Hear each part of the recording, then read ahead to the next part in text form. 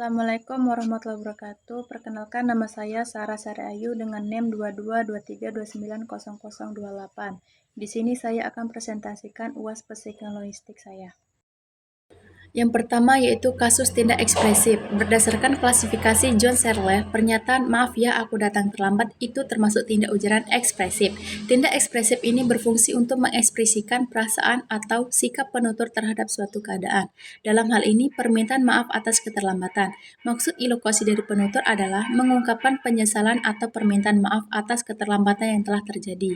Ujaran ini tidak mengubah keadaan dunia secara langsung karena fungsinya hanya menyatakan sikap atau perasaan penutur, bukan melakukan perubahan fakta objektif.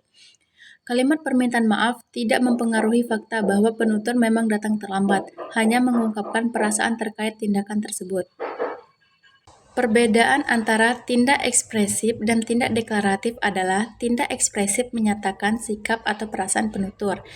Misalnya, menyampaikan rasa senang, menyesal, dan terima kasih. Sedangkan tindak deklaratif berfungsi untuk mengubah keadaan dunia secara langsung melalui ujaran. Misalnya, mengumumkan pemecatan dan menetapkan pernikahan resmi. Sehingga tindak deklaratif memiliki kekuatan performatif yang mengubah keadaan setelah diucapkan. Yang kedua yaitu kasus fonologi atau penyederhanaan bunyi.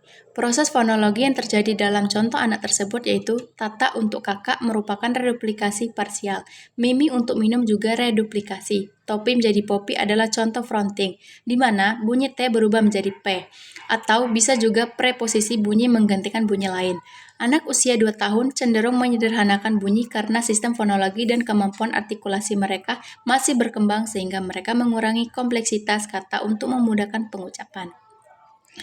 Tahap perkembangan fonologi anak berada pada tahap awal perkembangan, di mana reduplikasi dan penyederhanaan bunyi masih umum terjadi. Bentuk ujaran tersebut wajar dan tipikal dalam perkembangan bahasa anak usia dini karena merupakan bagian dari proses pemerolehan bahasa alami. Yang ketiga yaitu kasus kerusakan hemisfer kanan atau gangguan prosodi. Misalnya pasien mengalami cedera pada hemisfer kanan, kemudian berbicara dengan nada datar tanpa ekspresi emosional. Contohnya, saya sangat bahagia hari ini, tetapi terdengar seperti nada datar tanpa intonasi.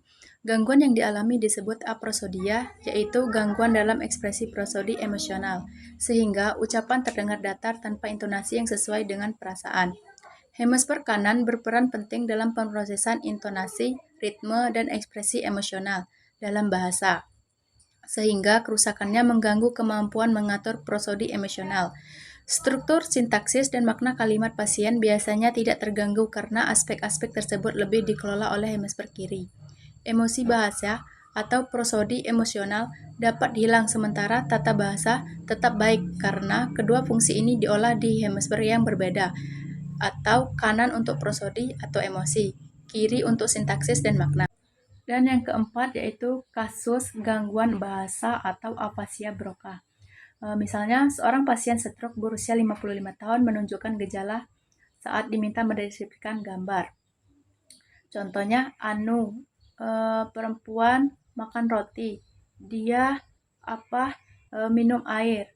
Nah, pasien menunjukkan gejala afasia Broca, yaitu gangguan produksi bahasa yang ditandai dengan kesulitan mengeluarkan kata atau kalimat penuh.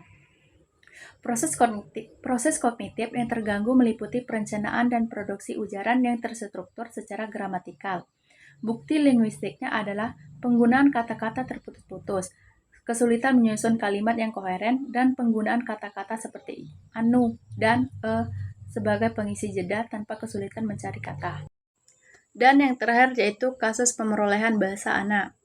Seorang anak usia 2 tahun mengatakan aki mami, ibu memberi konteks bahwa maksud anak adalah kakak makan ubi. Bentuk fonologis yang tampak adalah penyederhanaan bunyi, misalnya penghilangan konsonan. Dan bentuk morfologis belum sempurna karena kata aki mami belum memuat morfem lengkap dan aturan tata bahasa yang benar. Anak sedang berada pada tahap awal pemerolehan bahasa, di mana kemampuan artikulasi dan tata bahasa masih berkembang.